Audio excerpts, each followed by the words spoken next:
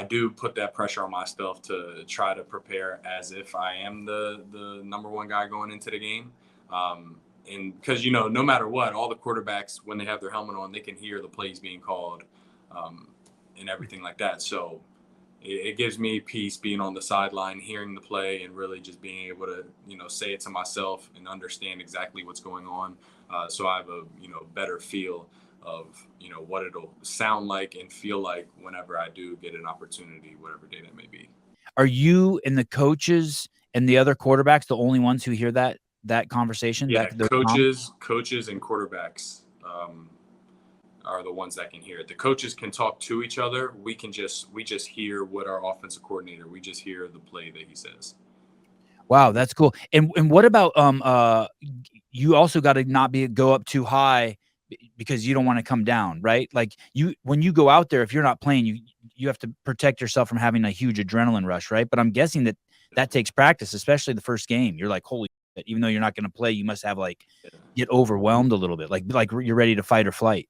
Yeah, it is such a big change from coming where I was at Shepherd to now this game day atmosphere, and I have felt what you're talking about with just even though I haven't played the last two games, it has been something where after the game I'm like, damn, I'm tired. Like that was like that was crazy. That was crazy. But it's also like understanding, all right, unless something tragic were to go on today, I'm probably not going to play. So pre-game, I feel like I've been doing a good job just putting it in pre-game, like basically playing a game during pre-game, like getting a million throws in, running around, doing drills, getting a crazy sweat on, just so because standing on the sideline long enough, you do start to maybe stiffen up a little bit. So I hate just for one day just to be dedicated to me standing there, kind of stiffening up. So I feel like I've been making the most out of the situation I'm in right now. And it's been pretty awesome so far. What are your duties during the game? Do you have duties like, hey, Tyson, even though you might not be going in, you need to do this, this, and this?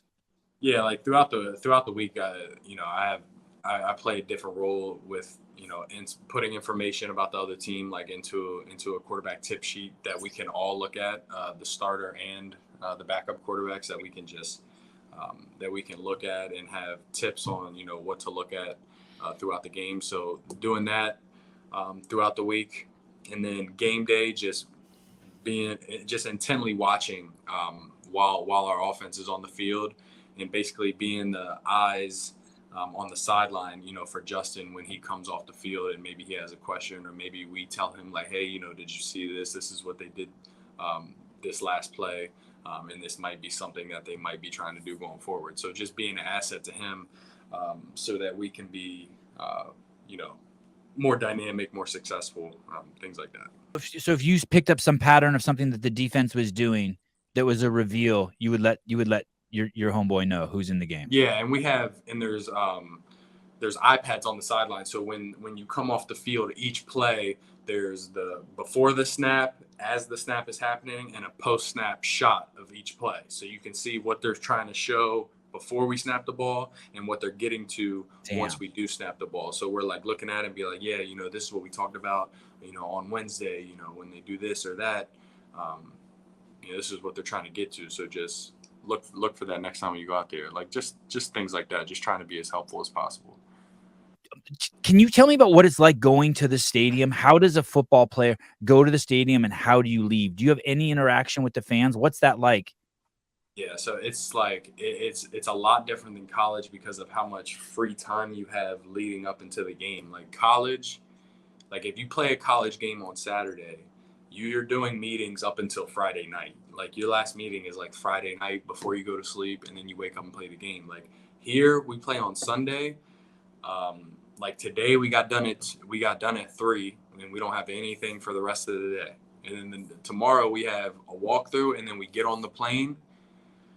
And the plane leaves at like 12:30, and we don't meet for that whole rest of the day until the game starts. Like that's it. Like you get 24 hours just to yourself before the game starts. So getting to the game, you drive yourself to the game, which also is a different thing because usually you always, unless you're playing a home game, you're always driving to the game together. But here it's opposite. In the sense of away games, we go together just because obviously we're playing far away from Chicago. Nobody's got their car. We take the team bus to the stadium. But home games have been cool because you can you drive yourself to the game. You've got a time frame from 3 p.m. to 9 p.m. the day before to check into the hotel, so you can pretty much go whenever you want. You just drive up to the hotel, check into the hotel. Your curfew is 11 p.m. and really you can do whatever you want in the city until that curfew. So how about when you drive fun. to the stadium? How in your own car? So you've drove to the Chicago Bear Stadium in a car and like you show a pass? Yeah, so you drive to the says you're a hotel. player? You drive to the hotel in Chicago that we stay in Yeah. The night before the game. And then that next morning you pick up your car from the valet and you drive to the stadium. And then you just have to be at the stadium 2 hours before the game starts. And you have your own private entrance. You don't see anyone, just other players and coaches. Player parking lot. They give you a little parking pass and everything. So yeah, everything's been just like so official and like professional. It's like you had any hiccups where someone's like, "Hey, you're not a player here. Beat it, kid." Yeah, not yet. Thank God. There was a kicker. There was a kicker for one team this year. He's like 5'6", 150. Yeah. They like stopped him. They were like, "Hey man, only players passed here." And then he ended up kicking the game-winning field goal that day. Oh, awesome! So that was pretty cool. But no, that hadn't happened to me yet. I like to think when I walk in, they're like their only option is that I am a player, right? Just based on how I look, but maybe not. Britton Covey doesn't blame the security guards who turned him away from the players' parking lot on Monday afternoon. They were just doing their job. Yeah, I think that's him. Good job, Caleb. Any friends yet, Tyson? So you're saying you have this free time. Anyone like you go in their room and play PlayStation with them, or like anyone like you go to dinner with, or like any friends yet? Yeah, so I made a bunch of friends. Thursdays, we go get dinner with the offensive line. Mondays, Nate Peterman, one of the backup quarterbacks, he's been a real buddy to me. So went over to his house, watched the games. His wife made food. So little things like that where you start to get in the rhythm of the season. And they also keep like the social things, like they keep a rhythm with that, with just like being on specific days, Mondays and Thursdays. So that's been great. And then obviously spending so many hours with them at the facility each day, you start to really get to know people. We got saunas and cold tubs, so sitting in the sauna and the cold tub with people, you tend to learn a little bit more at a more rapid pace whenever you're in those kind of settings with people. So yeah, it's been great. I've been making a lot of friends and having a good time. It's been awesome.